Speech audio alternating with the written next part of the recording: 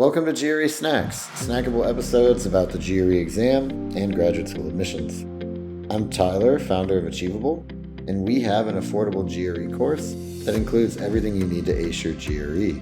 A full textbook, videos on key topics, tons of questions backed by our memory-enhancing algorithm, a built-in study planner and essay grader, and a full-length practice exam.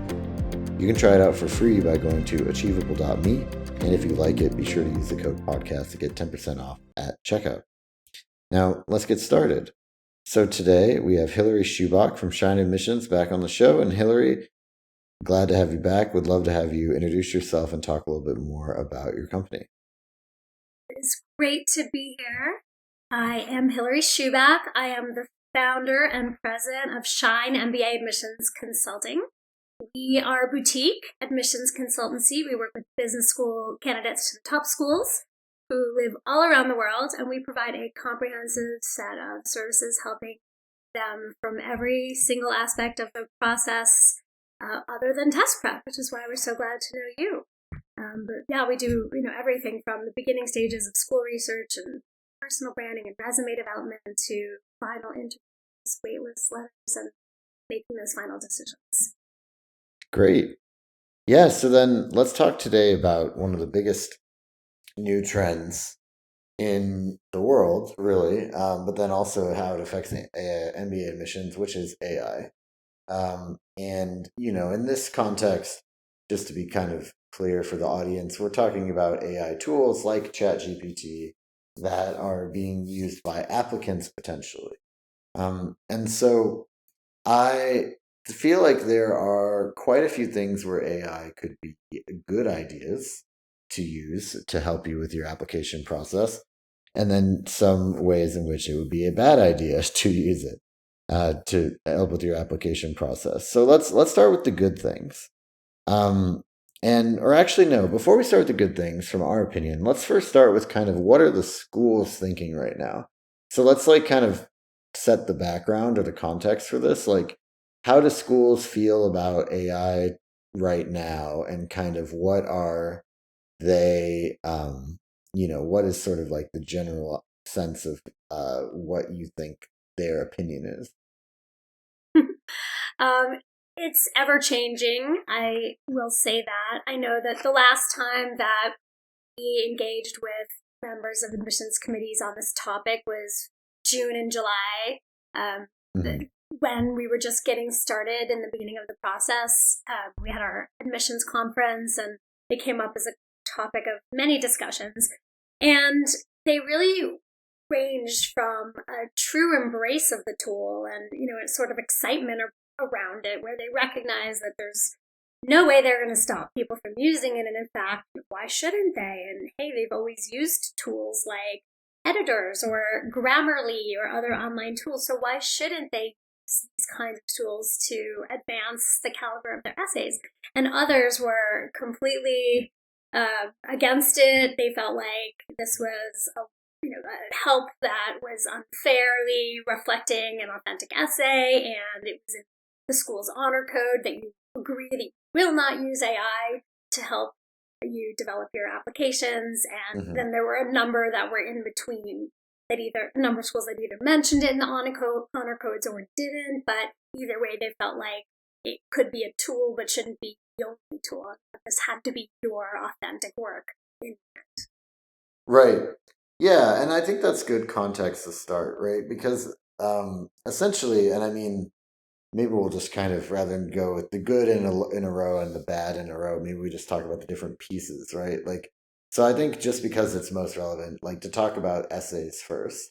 I think if you ask ChatGPT to write an essay and then just print it out and send it, I think that is demonstrably and obviously not a good idea, right? You need it to be your essay. You need it to have your writing style and authentic voice and all that. But the other part about it is it's pretty easy to tell when AI has helped write something, right? I run into it a lot, just working in marketing, and you can always tell because AI has these little quirks in how it writes sentences. It loves to write a sentence that starts with some kind of statement and then comma, and then it explains the effect. It's little quirks like that And like humans don't really write that way. Like humans don't write sentences that are like um, that are so commonly using these like kind of odd and maybe not very common like sentence structures and things like that. AI also loves to use a lot of unnecessary vocab or like, using a vocab word when a regular word would do, right? And so at a certain point, it starts to get pretty obvious to me when someone's used AI to help or to write their essay. Um, do you agree with all that? I mean, I kind of figure yes, but I just want to make sure I ask you. Yes, 100%. And next year by this time, it may not be so easy to tell, but one of my colleagues was sharing a recommendation that just so clearly was written by AI. And it's like, you think, oh, we'll just make sure that our clients know not to use Hmm. it in this way. And then one of their recommenders just turns around and submits a draft of a recommendation. And it was just horrible and not personalized enough. So it really was easy to tell. And it's that there's no way for them to get to the level of personal detail and Hmm. impact since the AI tool wasn't in the room. That's the whole point of the recommendation is this is somebody that was in the room where it happened with you, watching you work in the line Hmm. of duty and is sharing reflections. So it was easy to tell by both of those reasons. The lack of personal specific details and the style, the funny style in which it was written. Right. Yeah, and like sort of the generic overarching statements, right? Like so and so is a great worker, always like X and Y and Z. It's just like no, that's not how people write. Well, so then, let's like to kind of dig a little bit more in on essays.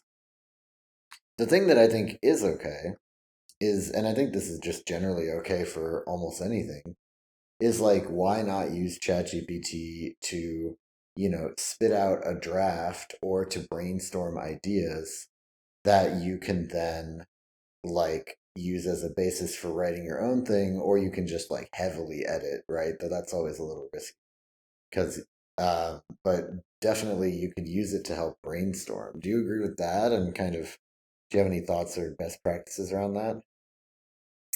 So I do. You can use it to develop the shell of an essay, framework to use.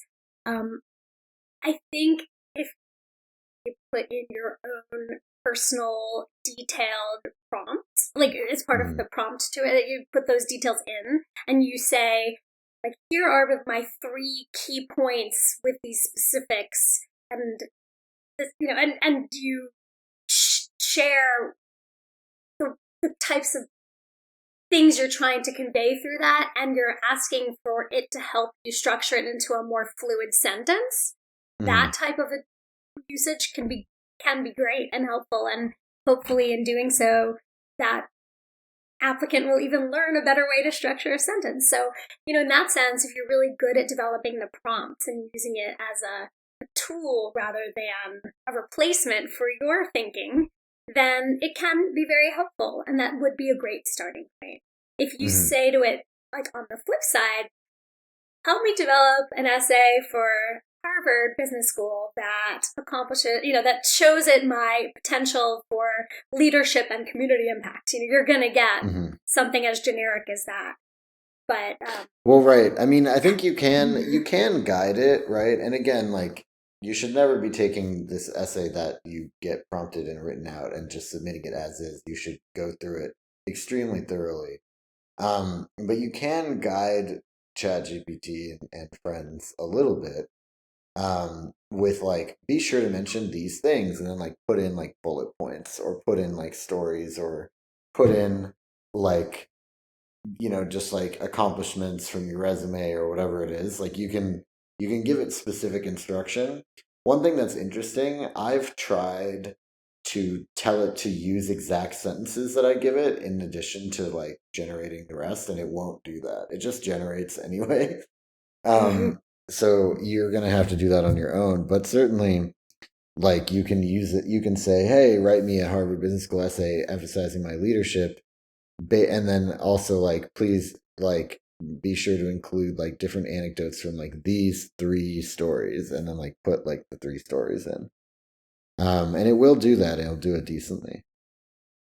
Yeah, I mean, if you can think of it as a tool to help you organize thoughts that you Mm, give it, then that could be helpful. As a basic editing teammate, that could be helpful. It can help cut words. It might cut words in a way that it's stripped out some content and you really want it to be there, so you have to really keep an eye. But again, like giving it your original content and using it to support the shaping of that into maybe a stronger sentence structure or a neater paragraph, or reframe things. But if you're giving it that you've already written the ideas, that could definitely be a useful tool. So just thinking of it as an editing partner rather than a content creator is maybe a good way to think of it. Like I'm not using it to interesting. help write my essays, but I've written my essay, and what might it suggest for my essay to make it even stronger, and play with it a little bit that way. But it's got to start with your own original thoughts and your own authentic experiences that you've actually lived and experienced. That's, I think, Hmm. really where it can strip out that personal touch that is so critically important to the admissions committees, which is why that recommendation stood out. So obviously, it was this beautifully written load of nothing that any recommender Right. could have written about any applicant. So make sure you've got those in there, and the other key, and certainly from an admissions perspective, I think they'll all agree that even if they're okay with you using it as a tool in some capacity, it's got to be your own written work, and you have then put a great effort and a great effort into making it your own from that Hmm. point. Like if you give it a prompt and it spits back a set of ideas of a way to make your essay stronger, great. But if you take it from there and then evolve it and personalize it and make it your own, Hmm. that's the more appropriate use of it, rather than Right. letting the AI word be the final word that you submit. For sure. Yeah, I think that makes sense. I mean, the other thing also, I like your approach of using AI to target like very specific things. Like you say, this is the first paragraph of my essay. Like write like a really like a hook opening sentence that like gets the reader's attention or something. Right? Like I feel like it could be really useful for little like small things like that, and that would also probably be more appropriate than asking it for like the whole essay or whole paragraphs. Well, Um, that said, yeah. though, some of my favorite hooks are those really, really personal things that it can't come up with. Like Hmm. one of my favorite essays began with something to the effect of, that there this person was on the balance beam when they were a teenager, just about the moment that they had this very defining experience that shaped the course of their life. But Hmm. it wouldn't know that at that age you were on that balance beam thinking these thoughts. But that was how this person opened their essays. And even looking back, however many Hmm. years now, oh my gosh, for my own essays, I still think about every one of my essays opened with some really cool little hook that was 100% from my brain and what I was Hmm. thinking in that moment. And so, using it to help smooth rather than generate ideas is Hmm. maybe the distinction that I would make. So that it's really Right. your own, original thoughts on the content rather rather than asking it to come up with content and thoughts. Um, like Yeah, that really makes showing your sense. individuality and what you care about. Like it's never going to know what you care about. It Hmm. might know what Taylor Swift cares about because she's written songs about it. To that extent, you could say, right, my essay in the style of Taylor Swift, and it'll include all sorts of things that she cares about. But unless you've published a lot of content, it's not going to really know. So make sure Right. your values get in there and your goals. Like your goals, Hmm. meaning forget career goals for 1 minute, just your goals of how you want to have an impact on the world. And Hmm. during this program, like they're not going to know, not they, a tool like AI is not going to know that you're, you'd be excited about being a proactive, like champion of certain types of events and programming at the school around certain topics that you're passionate about. Like, it doesn't know that you want to be part of that conference where you're itching to launch a panel on some hot topic in your field. Like, it's never going to come up with those areas of impact. And those are the little ways that you need to make sure your essay still reflects your authentic voice. Right. Yeah, it makes a ton of sense. And I agree with you that like the best essays are going to come from things that, that have never been on the internet, and ChatGPT and everything else like it. It's all based on what was on the internet. Right? And most of it's probably at this point, like at least a year old. So it does not feel like there's any way that ChatGPT can write an essay personal to you in the way that you could, today or even in the future, arguably, unless it can read your mind. I guess that's an option someday, but not now. And you So, bring up a really good point, is that the AI tool's brain power is fueled by what exists on the internet. So by definition, it's not an innovative thought. Doesn't mean that everything in your essay has to be like you're the only person in the world that's come up with that idea for how to solve, a sustainability issue. Like, maybe the panel that you were going to mention in your essay, the panel discussion you want to lead is something that other students have thought of in the past, but it's definitely not going to be an innovative way to tackle the problem if you're using that content that's generated from internet content. So yeah, it's try to be as original and authentic as you can, and make sure that you really do make it your own, because schools do scan essays with plagiarism software, and even if you're not directly intentionally plagiarizing someone or something, the AI tool may have done so, and that's going to come back on you. So if you're flagged for plagiarism, there is going to be an individual human review of that material before it comes back to haunt you in the admissions process. Like, they're not going to just let your application be spit out and rejected if it gets flagged. But being flagged for plagiarism is not the way you want to start your admissions journey. For sure. Well, and I mean, like you said, AI could potentially open you up to that more. Not to mention that I bet these schools are going to get savvy real quick with using AI detection software. And so the safest thing to do is to, even if, ChatGPT has written a great sentence, like try to type it out yourself in your own words as much as you can for every single sentence. That'll be the way to avoid this. And you can say, like, very truthfully that, like, no, I wrote this, right? Which kind of leads me to the next point, which is what are the ways that AI can help you, like with essay writing, things like that, right? And I feel like there's, like, again, I think it's like one, brainstorming, and then two, like prep. So I feel like on the brainstorming side, right, you can say like, please review like the Harvard MBA admissions website, and like give me a list of give me like the top qualities that they're looking for in candidates, right? And like ChatGPT would be very good at like giving you an answer to that, and then you can use that to kind of shortcut like your research step for the essay or things like that, right?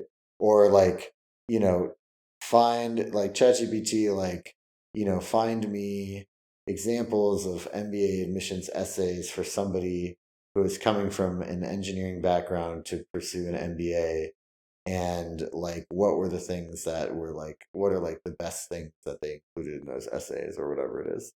Or find me links to them, right? So I can just read them myself. Like, I think that you can maybe have it do the heavy lifting in that way. I mean, what do you think about that? Yeah, having it be a personal assistant for you or a research associate is a great way to use it. If you're just going to say to it, hey, can you scan the Harvard site for the things it cares about? I mean, it's on the website. It sure would be ideal for you to spend the hour of time yourself reading it directly, just in case there is any sort of a little glitch and who knows what. But, that's the least you could do, I feel like, is read the school's direct materials. and get some of that knowledge yourself, but to help you, gather, like you said, links is a great way. If there's an actual published, past essay book that you could buy, like Harvard, Harbus, the publishing house for Harvard, they published past essays. They are available for purchase, and you can purchase that book, and maybe your AI search can generate a link to like a published works that the school happy to have you see. I mean, all of those searches and research projects for AI would be great for you to help consolidate and gather lists. You could also help build your school's list that way. Like, what are the top 10 MBA programs for somebody interested in sustainability? And you can see what it says. But then I would also compare it to your own tried and true Google search and see what you can find through the U.S. News rankings of schools by specialization, and see how they match up side by side. Like, I just wouldn't 100% trust that word, that AI word, as the final word just yet. It probably is generating pretty strong content, but if just because it gives you, like, these are Harvard's three most valued qualities in an applicant, I would still really encourage you to go to that website, since it's just a website. It's not like you're trying to synthesize a 200-page medical journal to try to get the key points for a talking point tomorrow. It's just there are only so many schools that you're going to be researching, and just to have that confidence that you've heard directly from the schools. I would encourage everybody to do that and go to the primary sources for some of the really, really important details. But I think, like, helping you gather those links, helping you synthesize some of the things that you've already gathered is a great way to use it. But again, like, think of it as like a personal research assistant, but not the person that you rely on to then write your entire presentation and then go in before an audience, never having fact checked anything. Right. Yeah, that makes a lot of sense. Well, so then let's talk about what else that AI can help research, because I feel like that is another thing that I would be inclined to use it for. And I guess for me, the first thing that came to mind was like building a school list. I'm curious what you think about this. Like, the idea is, you say, I have a 3.8 GPA from undergrad at this school, and I got a 305, like a 310 on my GRE, or a 680 on my GMAT, and I want to do a marketing specialization, or a marketing focus in my MBA application. What are the top 10 schools that I should be applying to based on median, GRE GMAT score and other things? Like, I feel like that might be useful, or I feel like that might just like not work, but it seems better than just going off the US News World Report list, like, which everyone else is going to do, and then you're going to end up applying to a bunch of really competitive schools because that's what everyone else is doing. But then again, you know, maybe that's just the best way to do it. So I'm just curious, sort of like, what you think about that idea of using it for building a school list. Well, I did like the idea of building a schools list based on interests. I'm wary of giving it a complex, multi-layered set of admissions criteria. Like, I am interested in marketing, but I only have a GPA of X. Although I have a really great GRE of Y, and having it spit out your chances of getting admitted to a school based on that. Because then we're asking it to be an admissions officer of sorts. Like, how the heck does it know that, forget that you had a low GPA, you also led 10 initiatives, and that's going to matter a lot to that school. So I say, again, I'm not the foremost expert on AI technology by any stretch, but from the bits that I know, at least in these early stages of using it, I'd suggest more simple search tasks and use your own judgment, or your admissions consulting team / GMAT, GRE prep team, and their guidance, and just your own knowledge of looking at a class profile to help make the decision of whether you're way out of your league to apply to a particular school. But most of the folks that I've worked with are extraordinary in any number of ways. And even if they do have one little shortcoming on their application of a test score or a GPA or, whatever the heck it might be, a lack of some aspect of their profile that that they had, it doesn't mean that they're completely out of contention for that school. I mean, people get in from the top and the bottom of the range listed on every school's class profile, right? So Right. maybe consider just by nature of the fact that it is the range. So someone had to get in on those scores. Yeah. And so if you know that you've got, 10 phenomenal things that are working for you, even though your whatever piece is at the very bottom of the range, GPA, like don't leave it up to AI to say, oop, I'm not going to spit back. I'm not going to put Kellogg on your list because, even though you said you're interested in marketing and they're an extraordinary marketing school, my little algorithm isn't spitting out your GPA as a good match for Kellogg. Like, I wouldn't encourage you to do that. I would say give it more simple searches, at least for now, in the tools that exist today.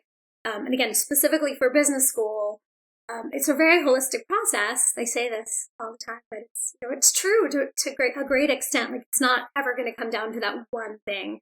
So try not to let it rule out a school for you and be an admissions advisor. But perhaps you can ask it, which schools might I consider if I'm really interested in marketing or brand management? Which schools might I consider with a GPA of 3.2? And you could mesh the lists yourself. But schools always say don't rule yourself out. Don't self-select and not let them if you really think you'd be a great fit for all the reasons, but maybe one. It's never going to come down to that one. Right. Necessarily. That's my tip on that. Yeah. No, I think that's a great tip. So then sort of the last thing that I had written down is maybe a thing that could be interesting with AI is help with resume writing. I feel like it's probably a lot of the same things that we said for the essay, but maybe not, right? I don't think people really check your your resume for plagiarism, right? Because it can't really be plagiarized. It's just restating what you did for work.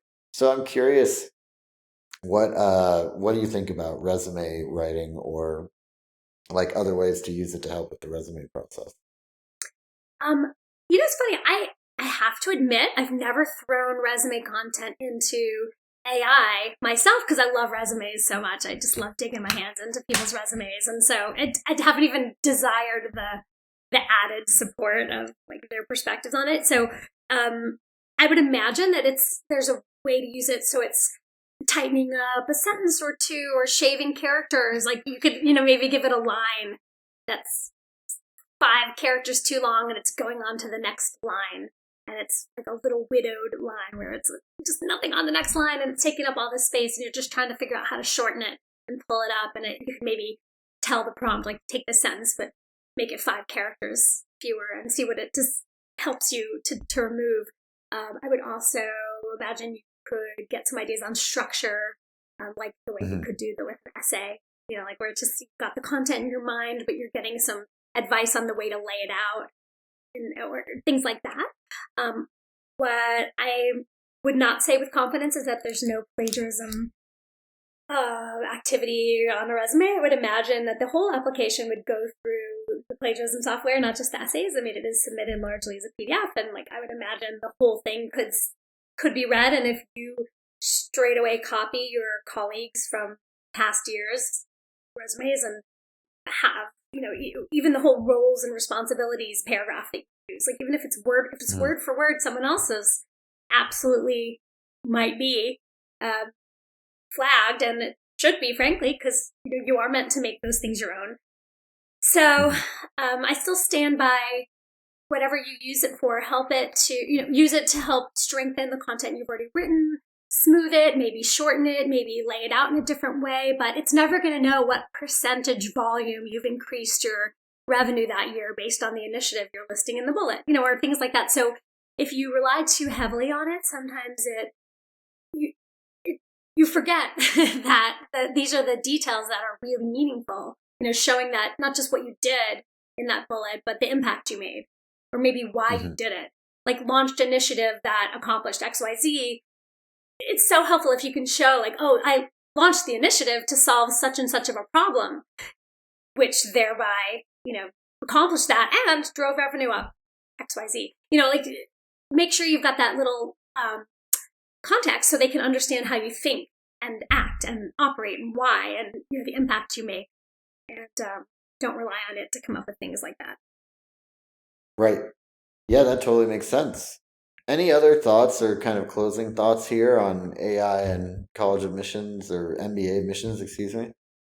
Yeah, I think as a personal assistant tool, it could probably be handy for things like career goals research. And I mean, I haven't even done this myself, but it's just having attended some sessions where I've heard about the ways people have used it to help them with their business, to develop strategies for their business. I can imagine that it could be another handy way to not just build the schools list, but to understand the types of career paths that people interested in your goals might have as you're trying to think through, like, okay, I know my goal is to one day run a company that does blah, blah, blah. What short and medium term goals might I consider to get there? And, if you're genuinely starting with a blank slate, I could imagine getting some really valuable input in the career respect as well. Gathering data from, again, what the schools value to what admissions committees care about for each individual program to what the recruiters that would be potentially hiring care about. I think all of these things are available online, and using it to help consolidate and gather that information for you is a great way to go. Just, again, like, don't rely on it for the final word. Use it, get those links, see the article yourself, read it with your own eyes, do the follow-up diligence. I just wouldn't, I wouldn't consider it a fact-checked, guaranteed, accurate statement that you should directly put into your materials without validating it yourself. Right. Well, and you shouldn't be putting stuff directly into your materials from ChatGPT really at all. I think that was the other big conclusion that we had. Yeah, just try to write it all in your own words, even if you're paraphrasing what's already on there. Yeah. But even just, for gathering information, like if it says top 5 programs on the West Coast for, environmental management, like just because it comes up on the list, go then onto that website and look for yourself at the curriculum and make sure that you too feel that you're comfortable with the program being a great fit for you, and then cite the types of resources from that school within your applications. Right. That's like, those are the details, like the impact you're going to make at the school, the different initiatives and things you're going to launch at the school, the different courses and resources and centers of study that you wish to take advantage of. Those are the things that AI is never going to come up with for you. And even if it knows enough to list that center of study or the Rock Entrepreneurship Center, like it's not going to know how you plan to use the Rock Center for your own benefit, to advance your own thinking, to advance the collective, thought leadership of your peers alongside them. So make sure you take every little idea that it gave you to the next level and let them see you as like they're a fly on the wall, watching you at school, enjoying that MBA experience with your peers, doing things, touching things, doing, having an impact. And that's the stuff that will enable AI to give you ideas, and then you develop a winning application from that. Yeah. Great. Thank you so much. This has been GRE Snacks, hosted by Tyler from Achievable with Hillary Schubach from ShineAdmissions.com. And Achievable has a great online GRE course that you can try for free at achievable.me. And be sure to use the code podcast to get 10% off.